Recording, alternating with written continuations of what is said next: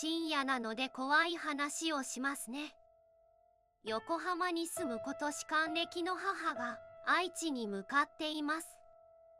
ジャイロキャノピーで。これババアの娘たんの投稿なんだって。 X でプチバズっててババア恥ずかしいって言ってたね。でもなぜ愛知？ババアの作戦だね。 SSTR とは日の出とともに東の海岸を出発し、日没までに石川県の千里浜を目指すツーリングラリーのことである。横浜スタートだと原付には厳しい距離だからね。確かに名古屋からだとかなり近いよね。というわけで今回はババアが参加した SSTR を振り返るよ。とりあえず位置登録は完了。ババアの SSTR が始まった。日の出何時だっけ？この日は4時40分頃だね。スタート1時間近く遅れてるよ。ババアがやらかしたからね。朝になってから慌ててゼッケン貼ったりガソリン入れたり、撮影用の SD カードをなくして探し回ったりしたもんね。ババア何やってるの？この計画性のなさは子供の頃かららしいよ。そういえばお尻のクッションどうしたの？効果がなくて途中でやめちゃったらしいよ。名古屋市内は信号が多いよね。ババアも最初は焦り気味だったけど、岐阜に入ったら信号も減ってスイスイ走れるようになったね。自然が多くて綺麗なところだったね。岐阜はババアの息子たんのお嫁たんの地元なんだって。橋もいっぱいあったね。岐阜県の橋を全部合わせると北海道の次に長くなるらしいよ。わかる、橋だらけだもん。ババアセンターラインに寄りすぎじゃない？高所恐怖症なんだって。道の駅に寄りながらポイントを集めたんだね。でも火曜が定休日の道の駅多かったね。残念だよ。ゴールの直前で随分遠回りしたんだね。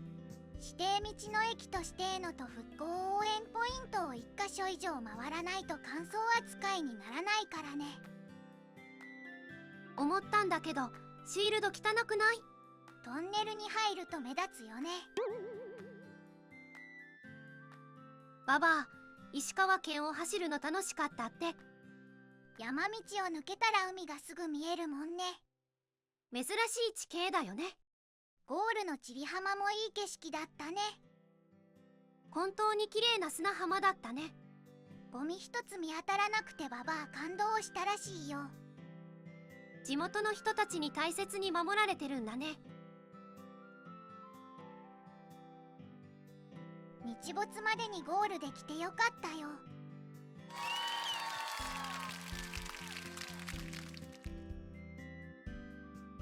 受付でいろいろもらったね。乾燥のバッジとトートバッグとヒノキの香りがする。これは何？スタンドプレートだね。バイクが砂に埋もれなくするやつ。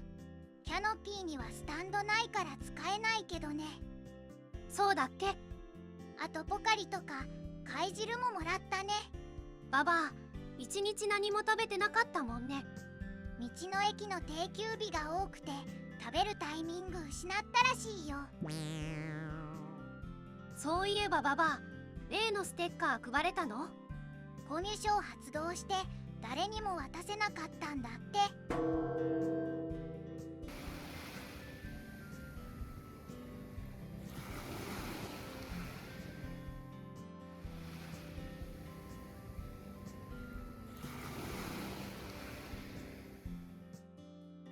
夜は快活クラブに泊まったんだよね。うん、千里浜から33キロも離れた場所。ババアもう走りたくないって弱音を吐いてたね。やっとたどり着いたのはいいけど、ブースでカツカレーを食べた後の記憶がないんだって。それ気絶だよ。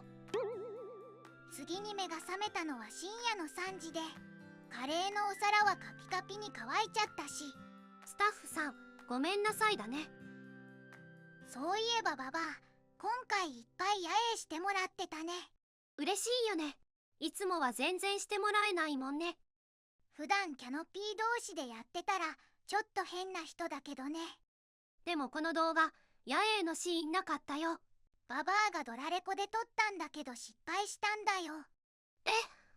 絶景ステッカーでカメラが隠れてる。ババア、アホすぎるよ。おまけ動画。話は SSTR 参加の2日前に遡る。ババア、愛知県に住む娘たんと彼氏たんに会いに行ったんだよね。彼氏たんのコーヒーが本格的で美味しかったって。お店が開けちゃうね。彼氏たんはリュートの演奏もしてくれたよ。初めて見る楽器だ。去年買ったばかりなんだって。インテリアも個性的だね。これ、どこで買ったの？骨董品屋さんとカオークションだって。これがペットのゲンゴロウ。ここのおうち、ツッコミどころ多すぎるよ。娘たんはロードスターに乗ってて YouTube もやってるんだけど、この日のことは娘たんの動画にも上がってるね。概要欄にリンクを貼っておくので、興味のある人は娘たん視点も見てみてね。ババアは恥ずかしいって言ってるけどね。